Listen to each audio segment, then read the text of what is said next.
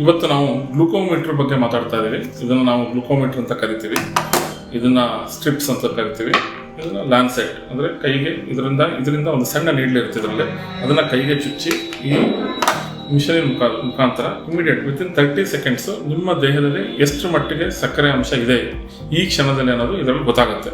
ಇದನ್ನು ನಾವು self monitoring of blood glucose ಅಂತ, ಅಂದರೆ ನೀವು ಮನೆಯಲ್ಲಿ ಇರ್ಬೋದು ಅಥವಾ ಎಲ್ಲಾದರೂ ಹೋಟೆಲ್ನಲ್ಲಿ ಇರ್ಬೋದು, ಎಲ್ಲಿ ಬೇಕಾದರೂ ಇದ್ರೂ ನೀವು ಮೆಡಿಸಿನ್ ತಗೋಕೋರ್ ಮುಂಚೆ ಅಥವಾ ನಿಮಗೆ ಸುಸ್ತಾಗ್ತಿದೆ, ಶುಗರ್ ಜಾಸ್ತಿಯಾಗಿ ಆಗ್ತಿದೆಯೋ ಕಡಿಮೆ ಆಗ್ತಿದೆಯೋ ಗೊತ್ತಾಗ್ತಿಲ್ಲ ನಿಮಗೆ, ಆ ಟೈಮ್ನಲ್ಲಿ ಇದನ್ನು ಮಾಡಿಕೊಂಡ್ರೆ ನಿಖರವಾಗಿ ನಿಮ್ಮ ದೇಹದಲ್ಲಿನ ಸಕ್ಕರೆ ಅಂಶನ ಇದು ತೋರಿಸ್ತದೆ.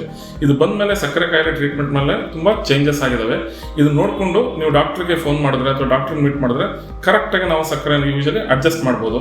ನೀವು ಆಸ್ಪತ್ರೆಗೆ ಬರುವಾಗ ಒಂದಿನ ನಾವು ನೋಡೋದಕ್ಕಿಂತ ಇದನ್ನು ನೀವು ವಾರ ಮಾಡಿ ನೀವು ಒಂದು ಡೈರಿನಲ್ಲಿ ಶುಗರ್ನ ಬರೆದಿಟ್ರೆ ಇದರಿಂದ ಖಂಡಿತವಾಗಿ ನಮಗೆ ಇನ್ಸುಲಿನ್ ಅಥವಾ ಮಾತ್ರೆ ಅಡ್ಜಸ್ಟ್ ಮಾಡೋದಕ್ಕೆ ಡಾಕ್ಟ್ರಿಗೆ ತುಂಬ ಸುಲಭ ಆಗುತ್ತೆ.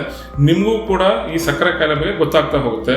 ಆದಷ್ಟು ಸಕ್ಕರೆ ಕಾಯಿಲೆ ಬಗ್ಗೆ ತಿಳ್ಕೊಳ್ಳಿ, ಆವಾಗ ನಿಮಗೆ ಸಕ್ಕರೆ ಕಾಯಿಲೆನ ಗೆಲ್ಲೋದಕ್ಕೆ ಸಾಧ್ಯ ಆಗುತ್ತೆ.